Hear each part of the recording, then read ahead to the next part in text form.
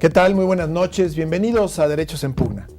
Como lo hemos venido comentando a lo largo de varios de nuestros programas, México está inmerso en un amplio proceso de cambio estructural a partir de numerosas reformas constitucionales que devendrán además en múltiples leyes nuevas o múltiples cambios a las leyes ya existentes.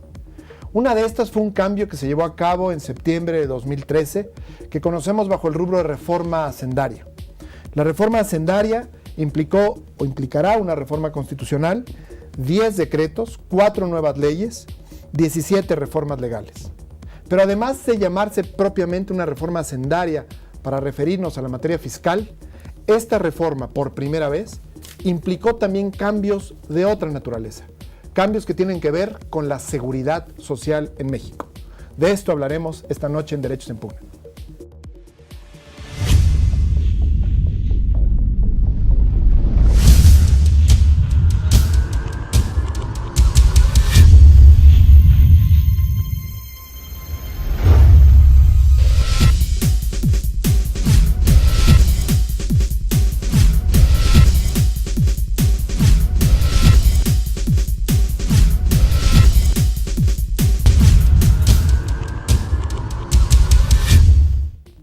Muy bien, y para hablar justamente de estos importantes cambios en materia de seguridad social, tenemos el enorme honor esta noche de contar en el programa con el director general del Instituto Mexicano del Seguro Social, el doctor José Antonio González Anaya. Es un placer, doctor, muchas gracias. Muchas gracias por tenerme en el programa.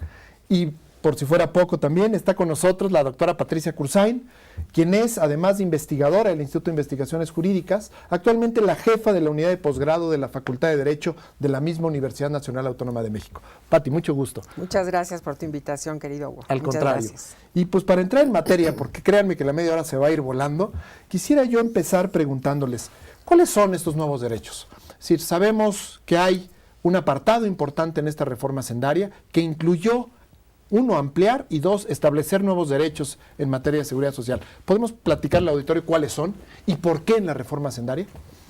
Bueno, yo creo que hay dos principales. El primero, y los dos fueron compromisos del presidente Enrique Peña Nieto. Primero es establecer una pensión universal y establecerlo como un derecho constitucional, y de ahí viene el cambio constitucional que se hizo, y actualmente se están discutiendo las reformas secundarias para reglamentarla, pero es relativamente sencillo.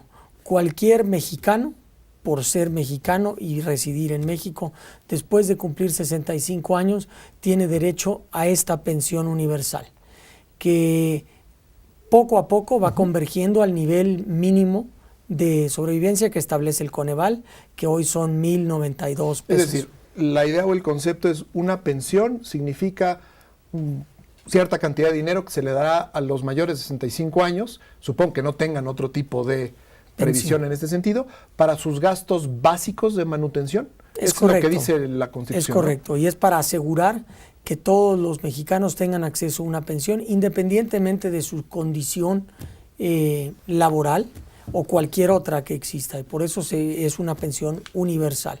Y la gran diferencia es, antes siempre hemos tenido pensiones, pero estaban ligadas a cumplir ciertos otros requisitos. Este cambio lo que hace es asegurar una pensión para todos los mexicanos. Ahora, la ley secundaria marcará los requisitos específicos para poder, digamos, ser elegible a esta pensión. Obviamente uno es ya no contar con un empleo. Sí, es correcto, es cuando uno se retira y cumple 65 años. Es lo que en otros lugares se conoce como un retiro, ¿no? Y es correcto. Y es nada más, no hay muchos más requisitos que esos. Esa es parte de la, pues de la bondad y la nobleza de esto, es que no hay muchos más requisitos más que tener más de 65 años, ser mexicano, haber residido en México cierto tiempo y no estar trabajando. Y antes de entrar al otro derecho, una pregunta importante. ¿Ya existía a aquellos que cotizaban en el Seguro Social o a los trabajadores al servicio del Estado, en el ISSSTE, ya existía esta pensión? Es correcto, había diferentes tipos de pensiones. Exacto. Estaba una pensión del régimen del IMSS, los del ISSSTE, había pensiones complementarias, había todo tipo de regímenes de retiro. Pero había el sentimiento que había un porcentaje importante de mexicanos que llegaban a esta edad y por no haber cumplido o cotizado o cumplido otros requisitos, no tenían acceso a esta pensión. Y a las personas que ya cotizaban esto, la verdad, el cambio no los afectará en nada. Seguirán con teniendo la pensión como la tenían anteriormente. Entonces, para todos aquellos mexicanos que no contaban con este derecho. Es correcto, y pues eso es lo que lo hace. Muy buena noticia. Sí, asegura una pensión mínima.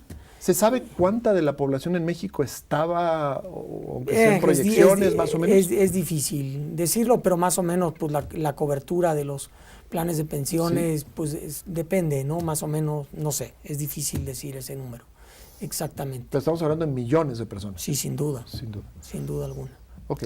Si me permites, favor, mira, Pati. yo creo que es muy importante las reformas que se han planteado. Si bien en algún momento consideramos que por qué dentro del esquema hacendario vienen derechos sociales, eso es algo que llama la atención. Que llamó mucho la ¿Por qué atención, la Secretaría de Hacienda y no la Secretaría del Trabajo, por ejemplo? Pero bueno, de cualquier manera, encontramos aquí que hay una propuesta del Ejecutivo muy bondadosa, muy importante, que coloca a México en otro nivel. Sí.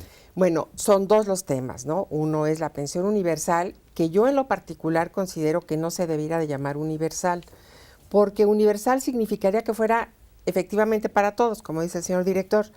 Pero esta pensión sí está acotada para quienes no tienen ingresos, es decir, una persona que tiene ya una pensión porque ha estado bajo un sistema contributivo, pues ha tenido ya, tiene sus cotizaciones, tiene ya todo su derecho. Bueno, ahí ya no tiene un derecho a esta pensión, sino es en realidad para quienes no tienen ingresos, quienes no tienen una remuneración, quienes no han cotizado, quienes a lo mejor nunca han trabajado y tienen que les da una cantidad considerada con el límite de beneficencia de bienestar mínimo que marca Coneval, como ya lo explicaba el director. Entonces, es muy interesante, pero mira, esto también nos lleva al tema de la protección social, que es como deberíamos de verlo todo en forma global. Y si estamos hablando de pisos de protección social, seguridad social la seguiremos llamando por tradición, pero tenemos que hablar ahora ya de todo un esquema de protección social. Y entonces ahí ves cuando era la asistencia social, la previsión social, la seguridad social, y ahora nos vamos un poco más allá. Me parece que las propuestas son muy generosas, son muy importantes. Claro, ahorita oímos 1,092 pesos, sentimos que es muy bajo, pero hay muchas personas que con eso hacen el 1,092 cambio. pesos es la proyección de lo que será. Es el nivel mínimo y se actualiza por la inflación de aquí en adelante. Perfecto. Sí, pero de todas maneras, eso puede ser la diferencia para muchas personas. No, me imagino que sí, obviamente.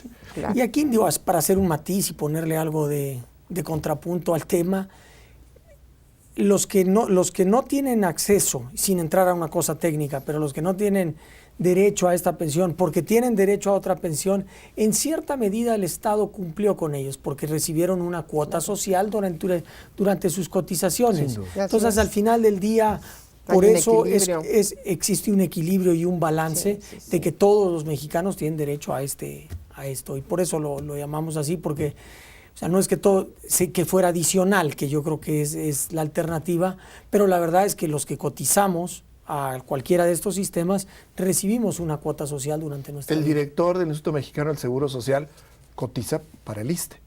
No. ¿No? No. Es una pregunta que me he guardado por años. El Seguro Social es parte del apartado A Okay. y entonces cotiza. No cotiza para el ISSSTE, cotiza para el IMSS. Seguramente te confundes por esta situación que es confusa para muchísimos.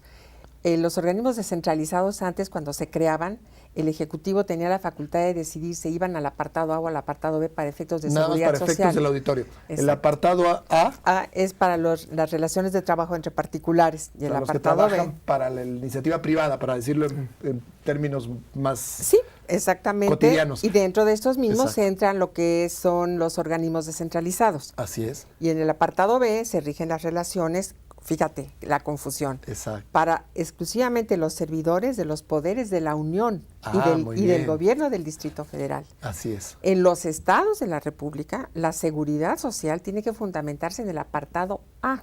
Qué curioso. Entonces, el Instituto Mexicano del Seguro Social, apartado A, por eso preguntaba, su titular trabaja para el Estado y pensaba yo que se cotizaba en el ISSSTE, por eso era la pregunta. Pero con esta aclaración queda muy claro. Y sin embargo, años después vinieron los órganos constitucionales autónomos. Y estos Se van al entiendo que sí apartado B. cotizan en el apartado B. Bueno, y la universidad la UNAM es un organismo descentralizado y cotizamos para el ISSSTE. Somos Entonces, apartado B digamos que para está efectos bastante de... revueltito. Está muy revuelto y es confuso, ¿no? Porque sí Muy bien. tenemos ahí el problema. Avancemos al segundo gran derecho que se estableció en esta reforma, si les parece bien. Sí, cómo no. ¿Nos platicas cuál es, José Antonio? Sí. Un seguro es un seguro de desempleo y tiene sus detalles, pero es relativamente sencillo. Si eres un trabajador que has cotizado, es un trabajador formal que has cotizado al IMSS por cuando menos dos años anterior a utilizarlo, te quedas desempleado, tienes derecho a lo siguiente: tienes derecho a utilizar el 50% de tu salario los primeros 3 meses, de hecho es 60, 50 y 40. Independientemente cuál era este salario, Sí. el 50%.